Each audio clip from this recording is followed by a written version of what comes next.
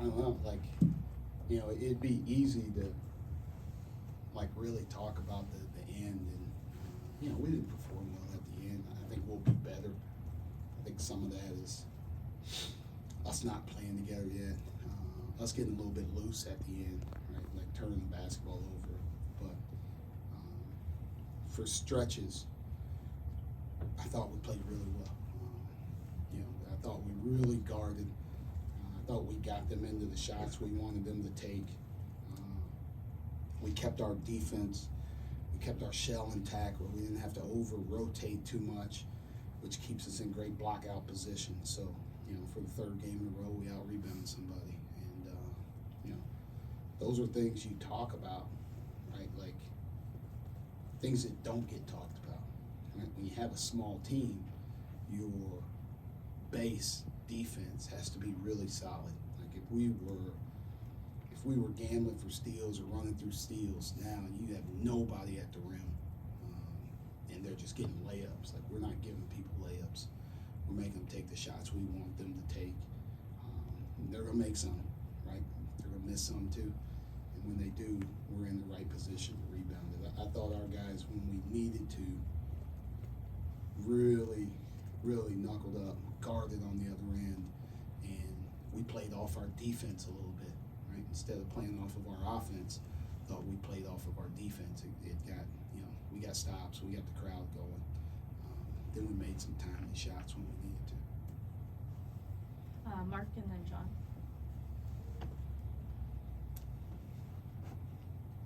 Micah, Pickett was a tough guard for people last year, but now with the shooters around him, when you're able to do that, go to that ISO game, and they really have to pick their poison, how helpful has that been to what you've been able to do so far this season, and especially tonight at crunch time?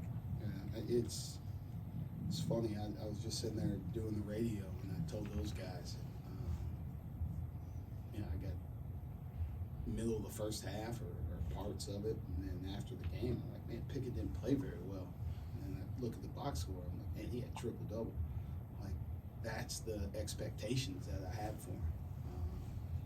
The one thing that he does is he settles us. When things are going, when they're on a run, when you just need a tough bucket to be able to throw him the ball in the post and him just go score it for you, right? That's what really good teams have, right? That's the Purdue model. That's the Wisconsin model. That's Michigan. We don't have Hunter Dickinson. We don't have Zach Edey. But we can throw the ball to somebody in the post with a lot of shooters around and get the same result. And that's that's a luxury for us. So,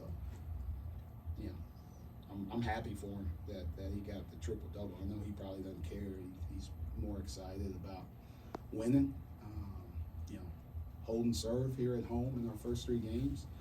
But I'm sure he's probably pissed about how he played.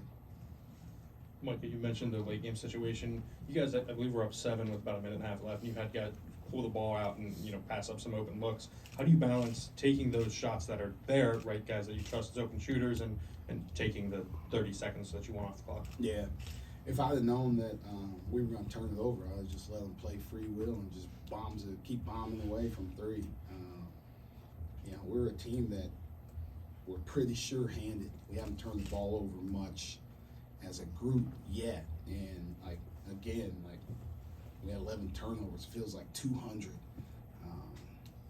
because we hold ourselves to such a high standard. So, I know Funk's upset about turning the ball over. Seth had a couple and things like that. I think getting a good shot for us was the most important thing, and we turned it over and gave them transition. Then we fouled them. We gave them threes. Like, it just snowballed from there. I think we could have continued to, I think being patient is at that point in time is the most important thing, like with our group. But we haven't played, we haven't had a close game. It's been a while. If you date back to, I guess, the scrimmages or practice, it's hard to simulate that. So going through it's good. I would like to win by a lot more and be comfortable, but going through it, that helps us. This is going to help us down the stretch. When we get in this situation again. What approach did you want to take with Manny Bates, and how did you feel like you guys did with that? They, we doubled, in the first 2 games. We want to be aggressive versus post players. They did a good job, right? Thad's a good coach. So I knew they'd have a plan. They had a plan for how we double, and they kind of take you out of that. So, we tried to change some stuff up in the first half to see if we could get a double team in a different way, and we couldn't. So we just played 1-on-1, right? And like I said, right, 3's more than 2. He's making 2s. He's making 2s at the end of the day. So you got to make a lot of those to beat us.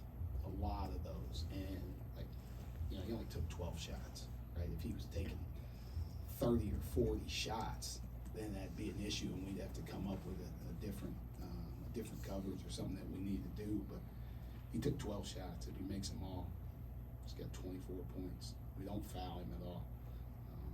I still feel pretty good about how we played and what those guys did. I thought Kevin and Caleb both did well, right? He had 16 and 10. I think they had 15 and 11, right?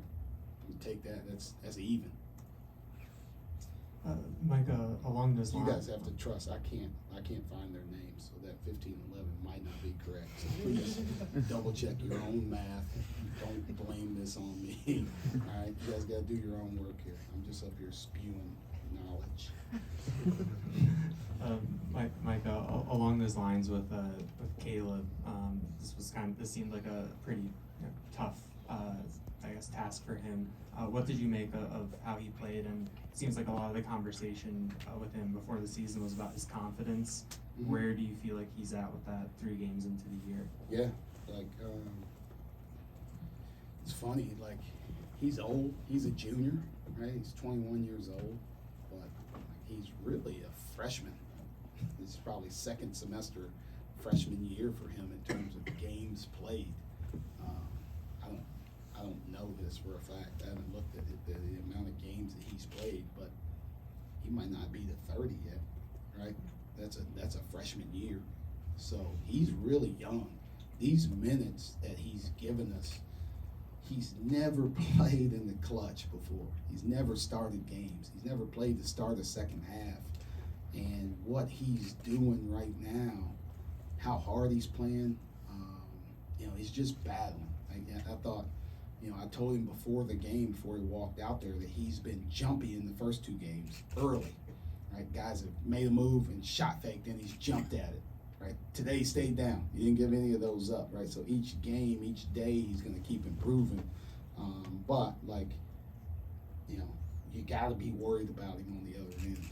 He's going to make a 3. He's going to be open for some 3s, and that they got to be thinking about that. Right? They have an advantage on one end, and we have an advantage on the other end. And who wins that advantage? Who wins that battle? Usually, if he can do just enough to open the floor up, to get Pickett some layups, to get other guys 3s, get other guys layups, and he's doing his job. The last question to Ann Hurley in the back. Hey Micah, going back to Jalen, you seemed almost surprised with the triple-double. What are some of those things that he does, those intangibles, that when you finally look down at the box score, you'll say, oh, wow, it was a triple-double, but it maybe didn't show up that way on the court? What's the nuance of his game? Yeah, he rebounds at a really high level. That's where some of those numbers start to creep up on you that you don't realize. We've made it an emphasis to have a team that rebounds. For us to be successful, it doesn't fall on Caleb, it doesn't fall on Keva, right? They got to do a good job of guarding the post and boxing their guy out. And if they don't get it, they don't get it. But they're doing a good job. Caleb got 5 rebounds, Keva got 6. But then you look, Pickett's got 10, Seth has 9. Those guys are coming in and helping you. That's the biggest thing. He's guarding a lot of guards that, in a basketball sense, some people have to get back on defense. We're going to torch him on the other end of the floor. So he's not always having to go box out, right? His man, shot goes up, his man's taking off running half court. So he's got free reign sometime to go rebound. And he's getting in there and doing it. It's helping us start our break so we can play a little bit faster. The assist, like he just sees the floor now. You know, as he starts to do things, as he starts to play in the post or off pick and rolls, he's adjusting as the game goes. So like, there might be some things early in the game that he misses, but that's all you have to do is kind of talk about it with him. Just, hey, look at this here, or see this here, without drawing it up, without like showing him on video, and he can make the switch pretty quickly and now see it in the second half. So some of the plays he made, you know, kickouts for threes, lobs to Kebo, like some of the dump offs to Caleb, like he's really good at seeing the defense and trying to, you know, take advantage of it. Thank you, Coach. Thank you, Coach.